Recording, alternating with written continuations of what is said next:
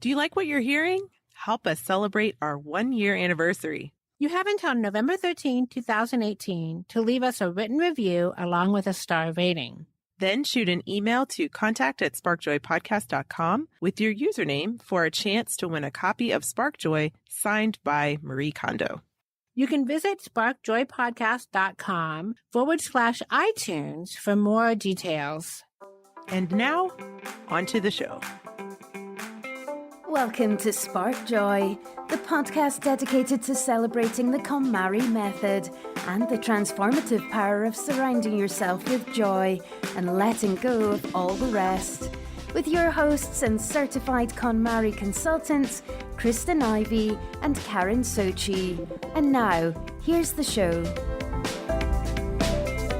Our guest today is Laurel Bern. Laurel is an award-winning New York interior designer, blogger, brand ambassador, and sought-after design show and conference speaker. After 21 years as the principal designer in her firm, Laurel Bern Interiors, she has turned her focus to blogging as a full-time occupation. Her award-winning blog, Laurel Home, has drawn a large following due to her candid style of writing, useful information, and warm community of readers. In addition to designing and blogging, Laurel has authored 4 helpful online interior design guides for professionals and design enthusiasts alike. I discovered Laurel via her blog, and I've so enjoyed reading it and look forward to getting it in my email all the time. Not only does she have amazing design style, she's super generous with advice and great tips for difficult design dilemmas. Welcome to Spark Joy. Thank you so much for having me. So happy to have you on our show, and I'm really excited about the episode today because I, too, have a connection with interior design. I graduated with a master's degree in interior design back right before the recession. So I ended up not fully jumping into the industry, but did some volunteer time. So I love to talk to vets who have really pursued this as a career. And you've been working in this field for 23 years. So we're really looking forward to discussing any changes that you've seen during that time. But first, let's jump into how you got started in the business and what drove you towards this passion for decorating. Yes, I moved to New York in my early 20s, and I was a professional dancer and actress. Then around, in my early 30s, I was at a loss. I was done with all of the acting stuff. I went to career counseling, and it was decided after I took all the tests, and I did a lot of soul searching, that interior design would be something good for me to do. I had an interest in it. I wasn't somebody who went around decorating. I didn't have any money. I don't make things. But anyway, I went to the New York School of Interior Design. I went there for 3 years. I had a baby. So after we had the baby, we moved out of the city to northern Westchester County, just north of New York City. And then for 1 year, I kind of went crazy.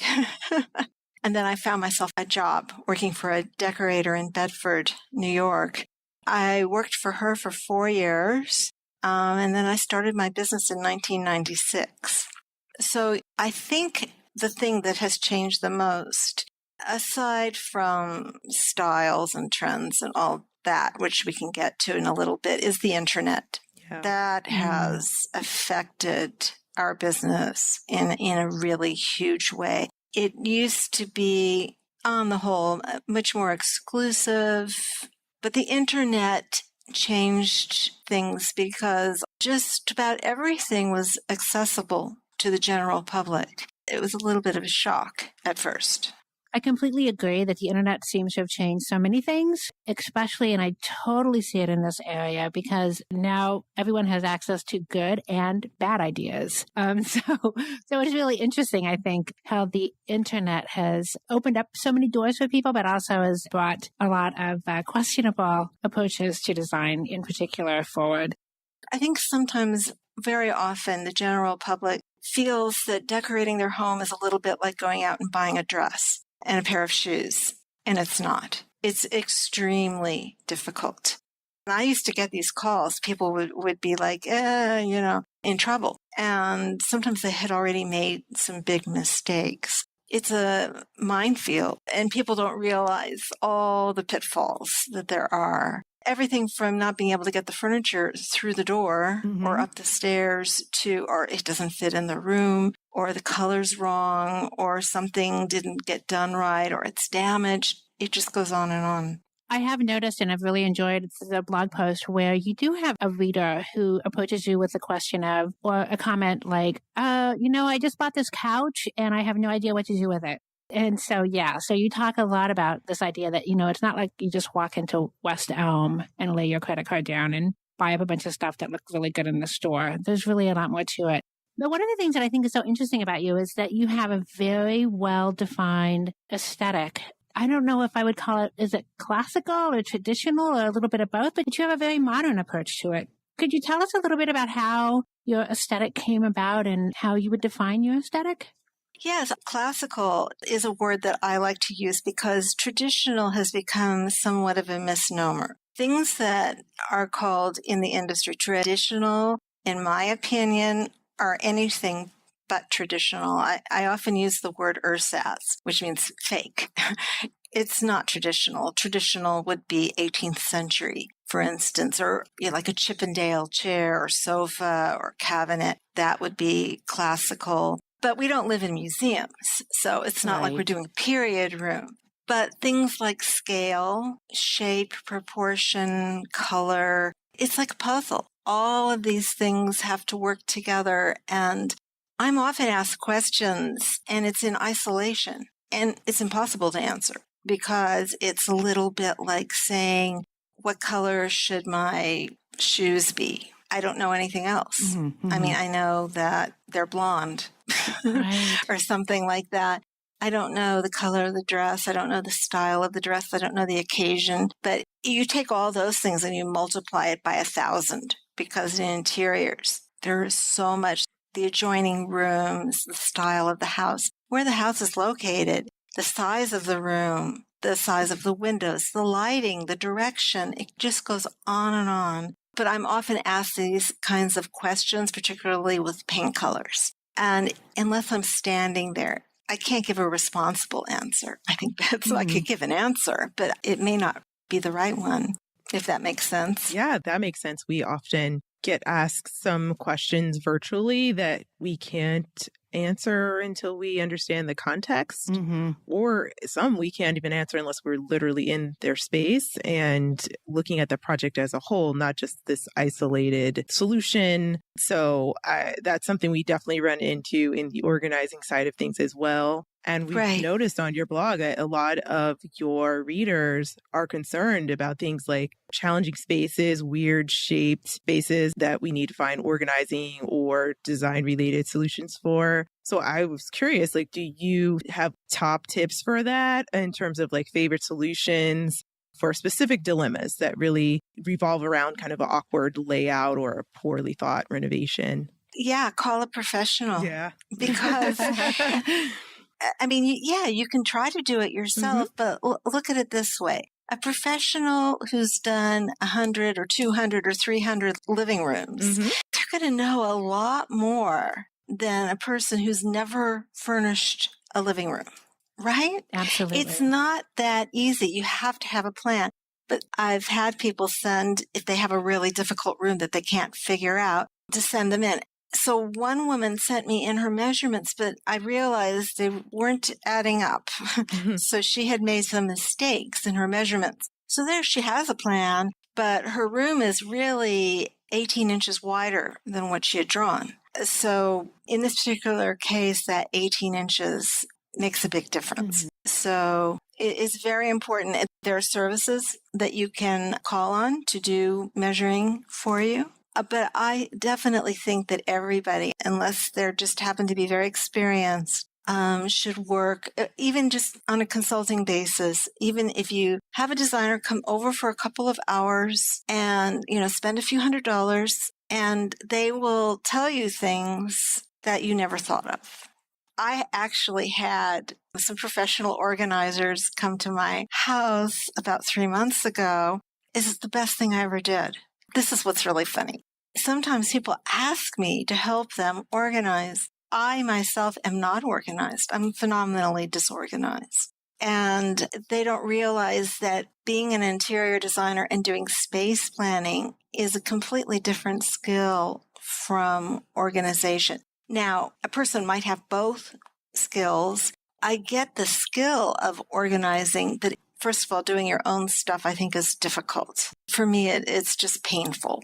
So it was really great to have them come over. I didn't even think I had that much stuff because I moved here. It had been 5.5 years and I came with very little. I had accumulated some things and they got rid of so much stuff. So that's crucial. We all have too much. Of course, obviously, we endorse that because we also believe that it's more cost effective in the long run to have someone who's professional come in and do it than, make really costly mistakes, both in organizing and decorating. I think for organizers, what we see is that a lot of times people will go to the Container Store or Bed Bath & Beyond and load up on all kinds of organizing equipment, when really what they need is to decide what's staying and what's going and take a look at that first. Exactly. Clear it out. Because then you put it in a container and I know what happens with me. You never see it again. Yep. Right? Very true. It's in the container. And if you never see it again, do you really need it? No. Oh, exactly. And I'll tell you, I've seen a lot of beautiful design ruined by having too much clutter. They're completely opposite or different skill sets, but they really do work together in harmony. So, yeah. Oh, absolutely. Yeah. Mm-hmm. I've been following your blogging work and it's just really amazing. That's how I initially discovered you. And you have amassed a huge following. Your model is really interesting. One of the things that I've noticed and I really admire about your work is that you give so many practical tips to sometimes some really complex issues. You really have a very empathetic ear toward your readers who are coming to you for advice. How did you find that blogging was really such a sweet spot for you? And really, you've moved away completely from doing actual direct client work. Yeah, I can't do both. There's a lot that goes on behind the scenes. My blog posts themselves generally take 10 to 12 hours to produce. And I do 2 big blog posts a week, and then I do something called Hot Sales on Friday where I highlight my favorite sales and products. So it evolved. What happened was I moved, as I've said, it'll be 6 years this December, and I had started my website/blog the previous April 2012. I wanted to kind of say to myself, hey, you can make it. So I don't know. I just started blogging regularly and I enjoyed it. A lot of our listeners are working on their own organization projects and they're utilizing the KonMari method to organize their homes. And once they get to the end, they are looking around and saying, what do I do next? How do you suggest someone gets started developing, kind of their own sense of their personal style? Is very useful. But how do you suggest people begin to develop their own eye? That's a very, very good question. I love Pinterest. So start looking on Pinterest and looking at people's boards that you like and creating your own. And then you will see a pattern. You'll see a pattern of color, of style, etc. I am very often asked, what is that wall color? And it's like a cream or it's a pale green or whatever. It doesn't even matter. And I know good and well that it doesn't matter what the wall color is. What's appealing to them is the architecture of the room, the envelope or the bones of the room. That is so important to get that together before you even think about a color. The other thing is that people choose their colors first. No, actually, if anything, it's last or it's in conjunction with the fabrics and the finishes, etc. Because once you have a wall color, okay, that's it. It's there. Now you've got to make everything else work with that. Sometimes it's fine. Sometimes people are moving and it's like anything will be better than what's up there. It's more of a challenge if you don't know what else is going in the room but sometimes it helps to know. Almost everybody is, let's say they're moving, they're bringing something with them. Most people aren't. It might even just be a rug. And that's a great place to start, a rug or a piece of art. Not that everything has to match your art, but Sometimes you can go, oh, I love the color of the sky. I love my walls to be kind of that color or a color that looks good with that. I really like what you said earlier about that you had created a mood board or a vision board, because in KonMari, we have our clients or someone who's practicing KonMari start with a vision of how they would like their life to be, what their ideal life is like. And it sounds like you can also apply that same idea to what would you like your home to look like and feel like once you are ready to start their interior design process. Absolutely. Like some people, they want it to be very calm and zen. It would freak them out to have a lot of stuff out. Sure. Then some people would feel very uncomfortable living with that. The idea is to know how to work with colors to make them sing. I write a lot about balance. So, for instance, if you have a mid-tone color and everything else in the room is a mid-tone, it's going to feel very flat because it is. So you need elements of medium, dark, and light, and not necessarily equal concentrations of those. In fact, one of them will be predominant. So the room might overall be very light, but you'll have some medium tones, and you'll have a little bit of very, very dark. But the overall effect will still be very light. But if everything is light, your eye isn't stimulated. Our senses require stimulation in order to feel good. So if they're not, no matter what it is, smell, taste, sight, hearing, whatever it is, we need to wake up our brains. So that's a big part of design that people who don't do this for a living don't understand. And actually, some people who do it for a living don't understand it either because they never thought about it that way. Well, Laurel, we're going to wrap up. But before we do, we're going to ask you one final question that we love to ask our guests who are on Spark Joy. And that's, at this very moment, what sparks the most joy in your life? Oh, that's an easy one because it's a thing that has sparked a joy in me my entire life.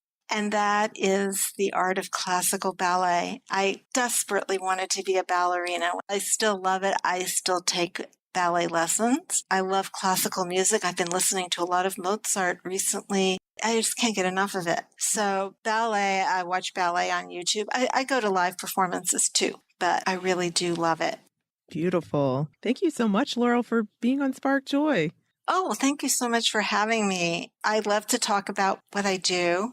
Well, thank you, Laurel. We're so glad to have had you on the show. You can reach Laurel directly on her website at laurelberninteriors.com, and she's on Pinterest at Laurel Bern. So now we want to hear from you. Tell us your burning tidying questions or share stories about how KonMari has impacted your life. You can find us at sparkjoypodcast.com and click Ask Spark Joy to leave a question or comment for a chance to be featured on next week's show. While you're there, sign up to join our Spark Joy podcast community and get notified when each episode airs. You can also join the Spark Joy podcast community on Facebook, Instagram, or Twitter at the handle at Spark Joy Podcast. Thanks for tuning in, and we hope your day sparks joy.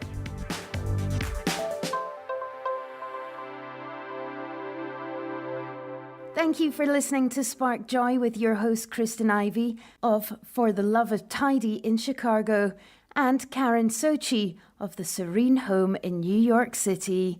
Spark Joy, the podcast, is not endorsed by or affiliated with KonMari Media Incorporated. The opinions expressed on this episode represent the views of the co-hosts and guests alone and do not represent the corporate position of KonMari Media Incorporated or the KonMari consultant community.